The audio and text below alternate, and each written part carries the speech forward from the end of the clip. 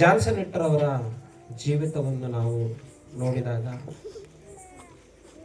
ಅವರು ಬದುಕಿರುವ ಜೀವನವೆಲ್ಲ ನಾವು ಹತ್ತಿರದಿಂದ ನೋಡಿರುವಂಥ ಸಂದರ್ಭಗಳು ಬಹಳ ಉಂಟು.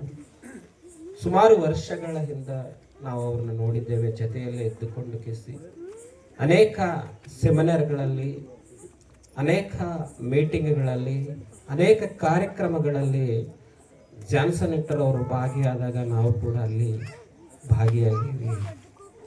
ಜಾನ್ಸನ್ ವಿಕ್ಟರ್ ಅವರು ಮಾಡಿರುವಂಥ ಸಾಧನೆ ಅದು ಬಹಳ ದೊಡ್ಡದು ಪ್ರಿಯರೇ. ಅದು ಹೇಳುವುದಕ್ಕೂ ವರ್ಣಿಸುವುದಕ್ಕೂ ಅಸಾಧ್ಯವಾದಂಥದ್ದು ಪ್ರಿಯರೇ. ಯಾಕಂದ್ರೆ ಅಷ್ಟು ಸಾಧನೆಗಳನ್ನು ಅವರು ಮಾಡಿದ್ದಾರೆ. ಇವತ್ತು ಅವರು ಮಾಡಿರುವ ಸಾಧನೆ ಬಗ್ಗೆ ನಾವು ಹೇಳ್ಕೊಳ್ತಾ ಹೋದ್ರೆ, ಅವ್ರು ಹೇಳಿರುವ ವಾಕ್ಯವನ್ನಾಗಿರ್ಬೋದು, ಅವರು ರಚಿಸಿರುವ ಗೀತೆಗಳನ್ನಾಗಿರ್ಬೋದು, ಅವರು ಹಾಡಿರುವ ಹಾಡುಗಳನ್ನು, ಅವರ ಮ್ಯೂಸಿಕ್, ಇವತ್ತು ನಾವು ಆಲೋಚನೆ ಮಾಡಿದ್ರೆ ಎಷ್ಟೋ ಜನರು ನಮ್ಮನ್ನು ಬದಲುಗೊಂಡು ಪ್ರೇರೆ, ಎಷ್ಟೋ ಜನರು ಅವರ ಹಾಡನ್ನು ಕೇಳಿ, ವಾಕ್ಯವನ್ನು ಕೇಳಿ ಮಾರು ಮನಸ್ಸು ಹೊಂದಿ ಇವತ್ತು ಲಕ್ಷಾಂತರ ಜನರು ದೇವರಲ್ಲಿ ಬದುಕುವುದಕ್ಕೆ ನಿಂತಿದ್ದಾರೆ. ನಿಜವಾಗ್ಲೂ ಪ್ರೇರಾಗಿರ್ತಕ್ಕಂಥ ಆತ್ಮೇರೆ, ಅವರು ಹಾಡು ಬರೆಯೋರು ಕೂಡ ಅವರೇ, ಹಾಡುವವರು ಕೂಡ ಅವರೇ, ಮ್ಯೂಸಿಕ್ ಕೂಡ ಅವರೇ ಮಾಡೋರು, ಕಂಪೋಸ್ ಮಾಡೋರು, ಎಲ್ಲವನ್ನು ಕೂಡ ಮಾಡುವಂಥವ್ರು. ಹಾಗೆ ದೇವರ ವಾಕ್ಯವನ್ನು ಕೂಡ ಹೇಳುವಂಥವ್ರು. ಡ್ಯಾಡಿ ಅವರಿಂದ ಒಂದು ಸಬ್ಜೆಕ್ಟು ಬಂದಿದೆ ಅಂದ್ರೆ ಸಾಕು, ಆ ಸಬ್ಜೆಕ್ಟಿಗೆ ಸಂಬಂಧಪಟ್ಟಂತ ಆ ಸಬ್ಜೆಕ್ಟನ್ನ ಒಂದು ಹಾಡಿನ ರೂಪದಲ್ಲಿ ನಮಗೆ ತೋರಿಸುವವ್ರಿ. ವಿಡಿಯೋ ಸಾಂಗ್ ಮುಖಾಂತರ ಆ ಸಬ್ಜೆಕ್ಟ್ ಅನ್ನೆಲ್ಲ ನಮಗೆ ಅರ್ಥ ಮಾಡಿಸುವಂಥವ್ರು ಜಾನ್ಸನ್ ವಿಕ್ಟರ್ ಅವರು. ಅವರು ರಾತ್ರಿ ಹಗಲು ಏನ್ರಿ, ರಾತ್ರಿ ಅನ್ನದೇ ಹಗಲನ್ನದೇ ಹಾಡುಗಳನ್ನ ಬರೆಯೋದು, ವಾಕ್ಯನ ಹೇಳೋದು, ವಾಕ್ಯನ ಓದೋದು. ಅವರು ಬಹಳ ಕಷ್ಟಪಟ್ಟಿದ್ದಾರೆ, ಬಹಳ ಕಷ್ಟಪಟ್ಟಿದ್ದಾರೆ ಪ್ರೇರಾಗಿರ್ತಕ್ಕಂಥ ಆತ್ಮೇರೆ. ನಾವು ಇವತ್ತು ನಮ್ಮ ಮಧ್ಯದಲ್ಲಿ ಅವ್ರು ಇಲ್ಲದೇ ಇರ್ಬೋದು, ಆದ್ರೆ ಅವರು ಬರೆದಿರುವ ಹಾಡುಗಳೇನಿದಾವಲ್ರಿ, ಅವ್ರು ಹೇಳಿರುವ ವಾಕ್ಯಗಳೇನಿದಾವಲ್ರಿ, ಇವತ್ತು ಯೂಟ್ಯೂಬ್ನಲ್ಲಿ ನಮ್ಮ ಮಧ್ಯದಲ್ಲಿ ಇದಾವ್ರಿ. ಇವತ್ತು ಆ ವಾಕ್ಯನ ಕೇಳುವಂತವ್ರು ಎಷ್ಟೋ ಜನ ಕೇಳುವಂತ ಈಗೂ ಈ ದಿನಗಳಲ್ಲಿ ಕೂಡ ಪ್ರೇರಾಗಿರ್ತಕ್ಕಂಥ ಆತ್ಮೇರೆ, ಅವ್ರ ಹಾಡುಗಳನ್ನ ಕೇಳಿ ಮಾರು ಮನಸ್ಸು ಹೊಂದುವಂತವ್ರು ಎಷ್ಟೋ ಜನರಿದಾರ್ರಿ. ಅವ್ರು ಬರೆದಿರೋಂಥ ಹಾಡಿನಲ್ಲಿ ಎಷ್ಟು ಪರಮಾರ್ಥವಿದೆ ಅಂತಂದ್ರೆ, ಈ ಸಮಾಜಕ್ಕೆ ಅವಶ್ಯಕತೆವಾಗಿರುವಂತ ಗೀತೆಗಳನ್ನ ಬರೆದಾರೆ ಅವರು. ಸಮಾಜಕ್ಕೆ ಅವಶ್ಯಕತೆ, ಸಮಾಜದಲ್ಲಿ ಮಾನವರು ಬದಲಾಗಬೇಕು ಅಂದ್ರೆ ತಮ್ಮ ಹೃದಯಗಳನ್ನ ತಾವು ಬದಲಾವಣೆ ಹೊಂದಬೇಕು ಅಂತಂದ್ರೆ ಹಾಡಿನಲ್ಲಿ ಏನ್ರಿ, ವಿಡಿಯೋ, ಅದರ ಜೊತೆಗೆ ದೇವರ ಒಂದು ಶಕ್ತಿಯನ್ನ, ದೇವರ ಒಂದು ಮನಸ್ಸನ್ನ, ದೇವರ ಆಲೋಚನೆಯನ್ನ ಅವ್ರು ತೋರಿಸ್ತಾ ಇದ್ದಾರೆ ನಮಗೆ ವಿಡಿಯೋ ಮುಖಾಂತರವಾಗಿ. ಕ್ರಿಸ್ತನು ಪಟ್ಟಂತ ಶ್ರಮ, ಅಪೋಸ್ತಲರು ಪಟ್ಟಂತ ಶ್ರಮ ಇವತ್ತು ಅವರು ನಮಗೆ ಹಾಡಿನ ಮುಖಾಂತರವಾಗಿ ತೋರಿಸ್ತಾ ಇದ್ದಾರೆ. ಅವ್ರು ಹೇಳ್ತಾ ಇದ್ರು, ನಾನು ಬಹಳ ಕಷ್ಟಪಟ್ಟು ಬೈಬಲ್ನ ಓದ್ತಾ ಇದ್ದೀನಿ ಅಂತ ಹೇಳ್ತಿದ್ರು. ಒಂದು ಹಾಡು ಬರಿಬೇಕು, ಒಂದು ಹಾಡನ್ನ ಹಾಡಬೇಕು ಅಂದ್ರೆ, ಅದಕ್ಕೆ ಮ್ಯೂಸಿಕ್ ಸೆಟ್ ಮಾಡಬೇಕು ಅಂದ್ರೆ ಏನ್ರಿ, ಅಷ್ಟು ಸುಲಭವಾದಂತಹ ಕೆಲಸ ಅಲ್ಲ ರೀ. ಅದು ಅಷ್ಟು ಸುಲಭವಾದಂತ ಕೆಲಸ ಅಲ್ಲ. ನಾವು ನೋಡಿವಿ, ಯಾರೋ ಹಾಡು ಬರೀತಾರ, ಯಾರೋ ಮ್ಯೂಸಿಕ್ ಹೊಡಿತಾರ, ಯಾರೋ ಹಾಡಾಡ್ತಾರ, ಹೌದಲ್ರಿ? ನಾವು ಬಹಳಷ್ಟು ಹಾಡುಗಳನ್ನ ನೋಡಿದೀವಿ ನಮ್ಮ ಕ್ರೈಸ್ತವರ ಹಾಡುಗಳಲ್ಲಿ. ಹಾಡು ಬರೆಯುವವರು ಬೇರೆ, ಹಾಡು ಆಡುವವರು ಬೇರೆ, ಮ್ಯೂಸಿಕ್ ಕಂಪೋಸ್ ಮಾಡುವವರು ಬೇರೆ. ಆದ್ರೆ ಜಾನ್ಸನ್ ವಿಕ್ಟರ್ ಅವರು ಹಾಗಲ್ಲ ರೀ. ಅವರೇ ಬರೆಯುವವರು, ಅವರೇ ಹಾಡುವವರು, ಅವರೇ ಮ್ಯೂಸಿಕ್. ಗೊತ್ತಾ ಪ್ರಿಯರಾಗಿರ್ತಕ್ಕಂಥ ಆತ್ಮೇಲೆ, ಅವರಿಗೆ ಬೈಬಲ್ ಎಷ್ಟು ಅರ್ಥ ಆಗಿತ್ತು ಅಂದ್ರೆ, ನಿಜವಾಗ್ಲೂ ಪ್ರಿಯರಾಗಿರ್ತಕ್ಕಂಥ ಆತ್ಮೇಲೆ, ಕೊನೆ ಗಳಿಗೆಯಲ್ಲಿ ಬಳ್ಳಾರಿಯಲ್ಲಿ ನಾನು ಅವ್ರ ಜೊತೆಯಲ್ಲಿದ್ದೆ. ಕೊನೆ ಗಳಿಗೆಯಲ್ಲಿ ಇನ್ನೂ ಒಂದು 2 ದಿವಸದಲ್ಲಿ ಮರಣ ಹೊಂದುತ್ತಾರಂದಾಗ, 2 ದಿವಸದಲ್ಲಿ ಮರಣ ಹೊಂದುತ್ತಾರಂದಾಗ ನಾನು ಅವ್ರ ಜೊತೆಯಲ್ಲಿದ್ದ. ಅವರು ಹೇಳಿರುವ ಸಬ್ಜೆಕ್ಟು ಮರಣ ಎಲ್ಲರಿಗೆ ಗೊತ್ತು, ಹೇಗೆ ಬರ್ತದ ಗೊತ್ತು. ಮರಣದ ಒಂದು ವಿವರಣೆಯನ್ನು ಆ ದಿನದಲ್ಲಿ ಅವರು ಬಳ್ಳಾರಿಯಲ್ಲಿ ನಮಗೆ ತಿಳಿಸಿದ್ರು. ಅದಕ್ಕೆ ಮರಣ ಯಾವಾಗ ಮನುಷ್ಯನಿಗೆ ಸಂಭವಿಸುತ್ತದೋ, ಮರಣ ಹೇಗೆ ಬರುತ್ತದೋ, ಮರಣ ಅದು ಹೇಗೆ ಇರುತ್ತದೋ ಅದು ನಾವ್ಯಾರು ಹರಿಯರು. ಅದಕ್ಕೆ ದೇವರು ಕೊಟ್ಟಿರ್ತಕ್ಕಂಥ ಈ ದೇಹದಿಂದ ನಾವು ಏನು ಮಾಡಬೇಕು ಅನ್ನುವಂಥದ್ದನ್ನು ನಾವು ಈ ಸಂದರ್ಭದಲ್ಲಿ ನನಗೆ ಕೊಟ್ಟಂತ ಸಮಯದಲ್ಲಿ ಕೆಲವೇ ನಿಮಿಷಗಳಲ್ಲಿ ನಾನು ಕ್ಲುಪ್ತವಾಗಿ ಹೇಳುವುದಕ್ಕೆ ಪ್ರಯತ್ನ ಮಾಡಿ ಹೇಳಿ ಮುಗಿಸ್ತೀನಿ ಪ್ರೇರೆ. ರೋಮಪುರದವರಿಗೆ ಬರೆದ ಪತ್ರಿಕೆ, ಅಪೊಸ್ತಲರಾಗಿರ್ತಕ್ಕಂಥ ಪೌಲನವರು ರೋಮಪುರದವರಿಗೆ ಬರೆದ ಪತ್ರಿಕೆ 12ನೇ ಅಧ್ಯಾಯ ಒಂದು ಸಾರ್ತೆ ಮೊದಲನೇ ವಚನವನ್ನು ನಾವು ನೋಡಿಕೊಳ್ಳೋಣ ಪ್ರಿಯರಾಗಿರ್ತಕ್ಕಂಥ ಆತ್ಮೀಯರೇ. ಆದದರಿಂದ ಸಹೋದರರೇ, ಏನ್ ಹೇಳ್ತಾ ಇದ್ದಾನೆ ಅಪೊಸ್ತಲನಾಗಿರ್ತಕ್ಕಂಥ ಪೌಲನವರು? ಆದದರಿಂದ ಸಹೋದರರೇ, ದೇವರ ಕನಿಕರವನ್ನು ನಮ್ಮ ನೆನಪಿಗೆ ತಂದು ನಿಮ್ಮನ್ನು ಬೇಡಿಕೊಳ್ಳುವುದು ಏನೆಂದರೆ, ನೀವು ಅಂದ್ರೆ ನಾವು ನಮ್ಮ ದೇಹಗಳನ್ನ ದೇವರಿಗೆ ಮೀಸಲಾಗಿಯೂ ಮೆಚ್ಚುಗೆಯಾಗಿಯೂ ಇರುವ ಸಜೀವ ಯಜ್ಞವನ್ನಾಗಿ ಅರ್ಪಿಸಿರಿ. ಅಂದ್ರೆ ಸಜೀವ ಯಜ್ಞವನ್ನಾಗಿ ಅರ್ಪಿಸಬೇಕಂತ ಹೇಳ್ತಾ ಇದ್ದಾನ್ರಿ ಪೌಲನವರು. ಸಜೀವ ಯಜ್ಞವನ್ನಾಗಿ ನಮ್ಮ ದೇಹನ್ನ ಅರ್ಪಿಸಬೇಕಂದ್ರೆ ಇದೇ ಹೆಂಗ ರೀ? ಸಜೀವ ಯಜ್ಞವನ್ನಾಗಿ ಅರ್ಪಿಸುವುದಂದ್ರೆ ಹೆಂಗ? ಅದು ಹೇಗೆ ರೀ? ಕೆಳಗೆಳ್ತಾನೆ ಇದೇ ನಿಜವಾದ ಆರಾಧನೆ ಅಂತೇಳಿ ಕೆಳಗಿರ್ತದ ಪ್ರೀತಿ. ಇದೇ ನಿಜವಾದ, ಇದೇ ನಿಮ್ಮ ವಿವೇಕ ಪೂರ್ವಕವಾದ ಆರಾಧನೆ ಅಂತ ಹೇಳ್ತದೆ. ಸಜೀವ ಯಜ್ಞವನ್ನಾಗಿ ಅರ್ಪಿಸುವುದಂದ್ರೆ ಹೇಗೆ ಹೇಳ್ರಿ? ನಮ್ಮನ್ನ ನಾವು ದೇವರಿಗೆ ಅರ್ಪಣೆ ಮಾಡಿಕೊಳ್ಬೇಕಂತ ಸಜೀವ ಯಜ್ಞವನ್ನಾಗಿ. ನಮ್ಗೆ ಸಜೀವ ಯಜ್ಞವನ್ನಾಗಿ ಅಂದ್ರೆ ಟಿವಿ ಚಾನೆಲ್ಗಳಲ್ಲಿ ನಾವು ನೋಡ್ತಾ ಇರ್ತೀವಿ, ಪೇಪರ್ನಲ್ಲಿ ನಾವು ನೋಡ್ತಾ ಇರ್ತೀವಿ. ಫಲಾನ ಬಸ್ಸಿನಲ್ಲಿ ಸುಮಾರು 24 ಜನ ಸಜೀವ ದಾನವಾದರು ಅಂತ ಇರ್ತಾರೆ, ಹೌದಿಲ್ರಿ? ಸಜೀವ ದಾನವಾದರು ಅಂದ್ರೆ ಬಸ್ಸು ನಲ್ಲಿ ಬದುಕಿರುವಾಗಲೇ ಅವ್ರು ಏನಾದ್ರಂತ್ರಿ, ಅವರು ಬೆಂಕಿ ಆಹುತಿಯಲ್ಲಿ ಸಜೀವ ದಾನವಾದರು ಅಂತ ಹೇಳಿಕೆಸಿ ನಾವು ನೋಡ್ತಾ ಇರ್ತೀವಿ ಟಿವಿ ಚಾನೆಲ್ಗಳಲ್ಲಿ, ಪೇಪರ್ಗಳಲ್ಲಿ ನಾವು ಕೇಳಿದ್ವಿ. ಅಂದ್ರೆ ಆ ರೀತಿಯಲ್ಲಿ ಸಜೀವ ಯಜ್ಞ ಆಗಿ ಅರ್ಪಿಸುವಂತದ್ದ ಪೌಲನವ್ರು ಹೇಳುವಂಥದ್ದು ನಾವು ಆಲೋಚನೆ ಮಾಡಬೇಕು ಪ್ರೇರೆ. ಇವತ್ತು ಅನೇಕರಿಗೆ ಬೈಬಲ್ ಅರ್ಥ ಆಗೋದಿಲ್ಲ ಪ್ರೇರಾಗಿರ್ತಕ್ಕಂಥ. ಬೈಬಲ್ನಲ್ಲಿ ಹೇಳುವ ಪ್ರತಿಯೊಂದು ಮಾತು ಅದರಲ್ಲಿ ಅರ್ಥ ಇರ್ತದ, ಅದು ಆಲೋಚನೆ ಮಾಡಿದಾಗ ಮಾತ್ರ ಅರ್ಥ ಆಗ್ತದ್ರಿ. ಸಜೀವ ಯಜ್ಞವನ್ನಾಗಿ ಅರ್ಪಿಸಲು ನೋಡ್ರಿ, ನಿಮ್ ದೇವರು ಏನಂತ ಹೇಳೋಣ, ನೀವು ನಿಮ್ಮ ದೇಹಗಳನ್ನ ಅರ್ಪಿಸ್ರಿ ಅಂತ ಹೇಳ ಸಜೀವ ಯಜ್ಞವನ್ನಾಗಿ. ಯಾವ ರೀತಿಯಲ್ಲಿ ಅಂತಂದ್ರೆ ಅಬ್ರಹಾಮನ್ ನೋಡ್ರಿ ಅಲ್ಲ ನೀವು, ಅಬ್ರಹಾಮನ್ ಯಾವ ರೀತಿಯಲ್ಲಿ ಈಸಾಕನನ್ನು ಕರೆದುಕೊಂಡು ಹೋಗಿ ಆ ಸಂದರ್ಭದಲ್ಲಿ ಏನ್ರಿ ಮಲಸಿ ಬಲಿ ಕೊಡ್ತಾನಲ್ರಿ, ಬಲಿ ಕೊಡ್ಬೇಕು ಅನ್ಕೊಂತಾನಲ್ರಿ. ಈಗ ನಾವು ನೋಡಿವ್ರಿ ಕೆಲವರು ಮೇಕೆಗಳನ್ನ ಕುರಿಗಳನ್ನ ಬಲಿ ಕೊಡ್ತಾ ಇರ್ತಾರ. ಆ ರೀತಿಯಲ್ಲಿ ಕೊಡೋದು ಅನ್ಕೊಂಡಿದ್ದಾರೆ ಇವತ್ತು ಜನರು, ಅನೇಕರು. ನಿಜವಾಗ್ಲೂ ಸಜೀವ ಯಜ್ಞವನ್ನಾಗಿ ಅರ್ಪಿಸುವುದು ಹೇಗೆ ಅಂತಂದ್ರೆ ನಮಗೆ ಉದಾಹರಣೆಗಾಗಿ ಬೈಬಲ್ನಲ್ಲಿ ಅಪೊಸ್ತಲರು ಕಂಡು ಬರ್ತಾರ, ಯೇಸು ಕ್ರಿಸ್ತನವರು ಕಂಡು ಬರ್ತಾರ. ಈ ದೇಹದಿಂದ, ದೇವರು ಕೊಟ್ಟಿರುವಂತ ಈ ದೇಹದಿಂದ ಅವರು ಪಟ್ಟಿರುವ ಶ್ರಮನ್ನ, ಅವರು ಪಟ್ಟಿರುವ ಕಷ್ಟನ್ನ ಇವತ್ತು ಅದೇ ರೀತಿಯಲ್ಲಿ ನಮಗೆ ಸ್ವಲ್ಪ ಸ್ವಲ್ಪ ಜಾನ್ಸನ್ ವಿಟ್ರ್ ಅವರಲ್ಲಿ ಕಂಡು ಬರ್ತದ ಪ್ರೇರೆ. ಜಾನ್ಸನ್ ಏನಂತ ಹೇಳ್ತಾನೆ, ನೀವು ದೇವರ ಕನಿಕರವನ್ನು ಒಂದು ಸಾತೆ ನೆನಪಿಗೆ ತಂದುಕೊಂಡು ಬೇಡಿಕೊಳ್ಳುವುದು ಏನೆಂದರೆ, ನಿಮ್ಮ ದೇಹಗಳನ್ನು ದೇವರಿಗೆ ಮೀಸಲಾಗಿಡುವುದಂದ್ರೆ ಏನ್ರಿ? ಮೀಸಲಾಗಿಯೂ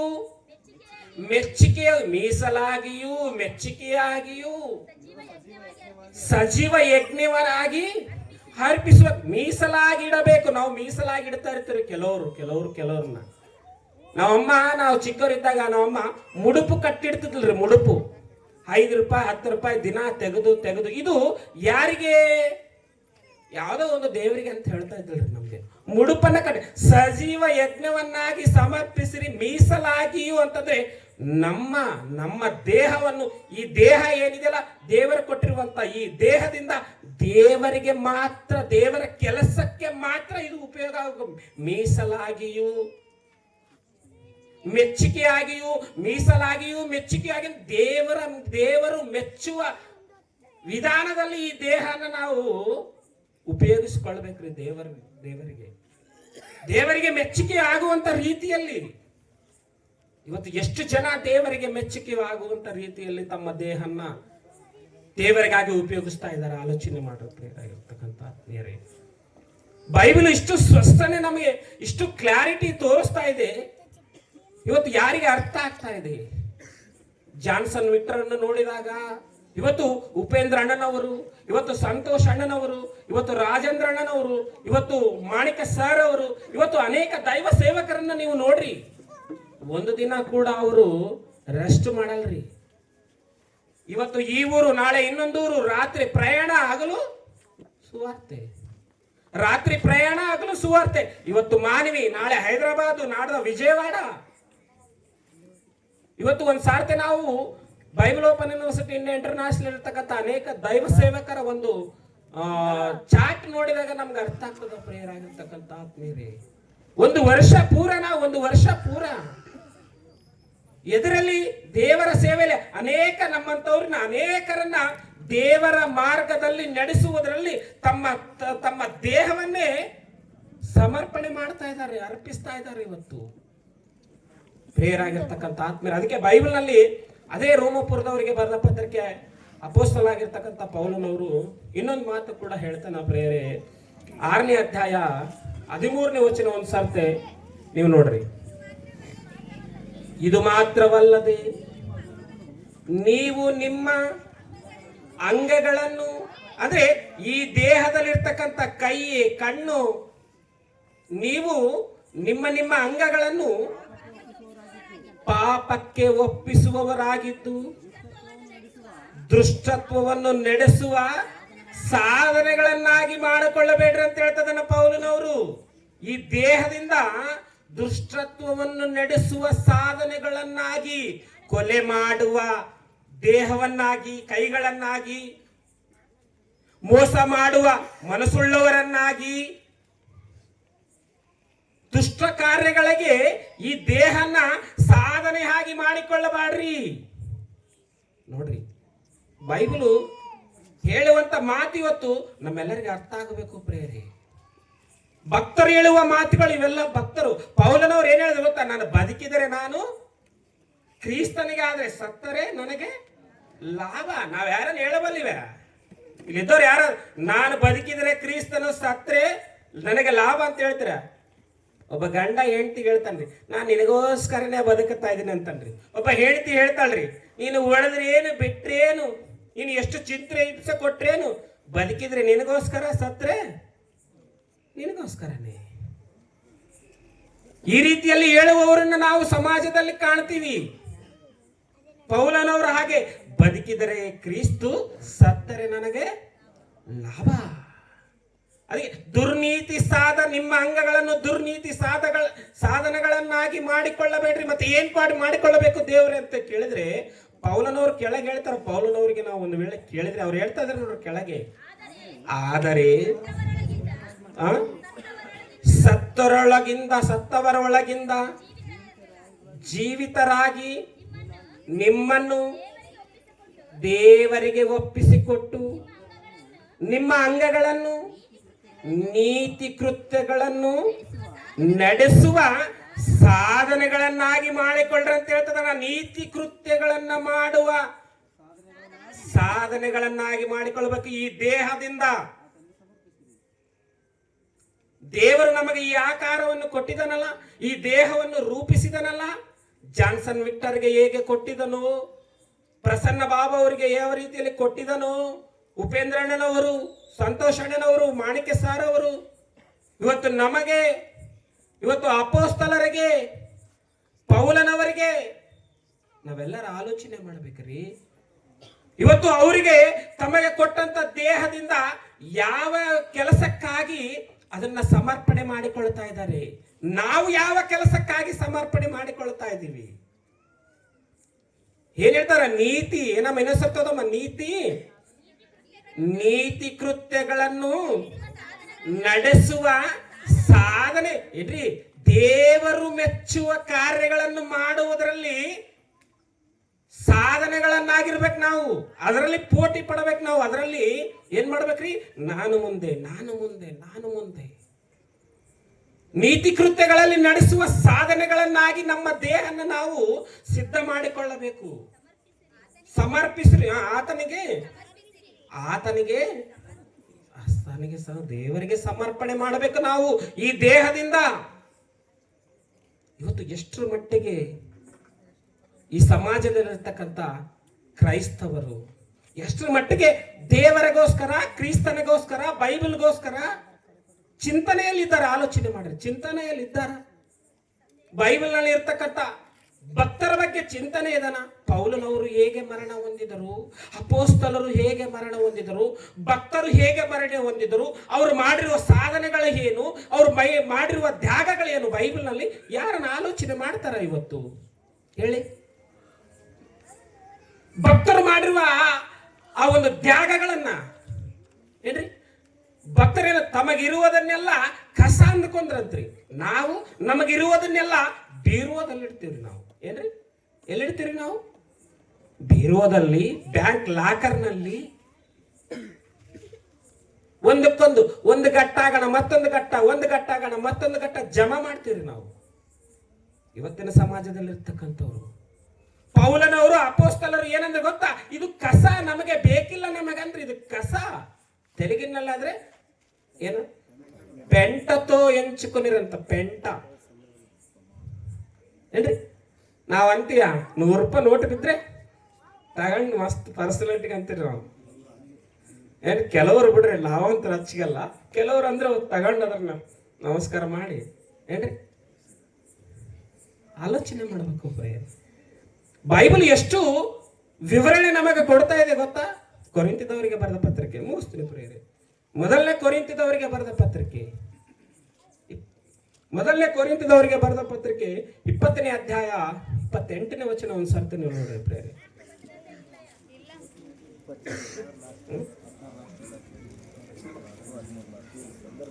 ಸಾರಿ, ಕ್ಷಮಿಸ್ರಿ, 6ನೇ ಅಧ್ಯಾಯ ಕ್ಷಮಿಸ್ಬೇಕು. ಕೊರಿಂಥದವರಿಗೆ ಬರೆದ ಪತ್ರಿಕೆ ಅಪೊಸ್ತಲನಾಗಿರ್ತಕ್ಕಂಥ ಪೌಲನವರು 6ನೇ ಅಧ್ಯಾಯ 20ನೇ ವಚನ. ಮೊದಲನೇ ಕೊರಿಂಥದವರಿಗೆ ಬರೆದ.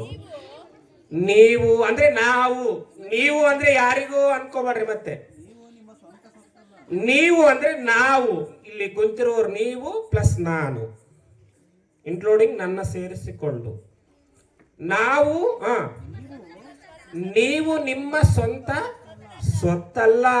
ಇದೇನೋ ನಂದು, ನನ್ನ ಕೈ, ನನ್ನ ಕಣ್ಣು, ನನ್ನ ಮನಸ್ಸು, ನನ್ನ ಆಲೋಚನೆ, ನನಗಿಷ್ಟ ಬಂದಂಗೆ ಮಾತಾಡ್ತೀನಿ, ನನಗಿಷ್ಟ ಬಂದಂಗೆ ನಾನು ಹೇಳ್ತೀನಿ. ಭಕ್ತರು ಆ ರೀತಿಯಲ್ಲಿ ಹೇಳಿಲ್ಲ ರೀ. ಅದಕ್ಕೆ ಏನ್ ಹೇಳ್ತದನ? ಒಂದು ಸಂದರ್ಭದಲ್ಲಿ ನಾವು ನಮ್ಮ ಸೊತ್ತು ಆಗಿದ್ದೀವಿ. ಯಾವಾಗ? ಕತ್ತಲೆಯೊಳಗಿದ್ದಂತ ನಮ್ಮನ್ನು ತನ್ನ ಆಶ್ಚರ್ಯಕರವಾದ ಬೆಳಕಿನಲ್ಲಿ ನಡೆಸಿದ ಆತನ ಗುಣಾತಿಶಯಗಳನ್ನು ಪ್ರಚುರಪಡಿಸುವುದಕ್ಕೆ ನಾವು ಕರೆಯಲ್ಪಟ್ಟಂತ ಯಾಜಕರು, ರಾಜ್ಯ ವಂಶಸ್ಥರ ಯಾಜಕರು, ಮೀಸಲಾದ ಜನಾಂಗದವರು ನಾವು. ನಮಗೆ ಹೇಳ್ತಾ ಇದ್ದ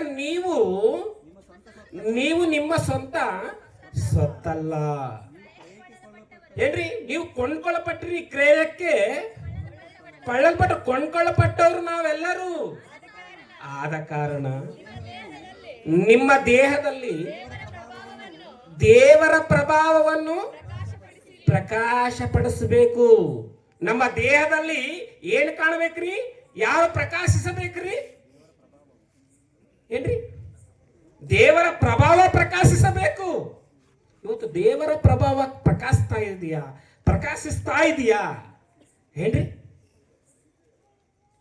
ಆಲೋಚನೆ ಮಾಡಿ ನಾವು ಬದುಕಬೇಕಾಗ್ಯದ ಪ್ರಿಯರಾಗಿರ್ತಕ್ಕಂಥ ಆತ್ಮೀಯರೇ.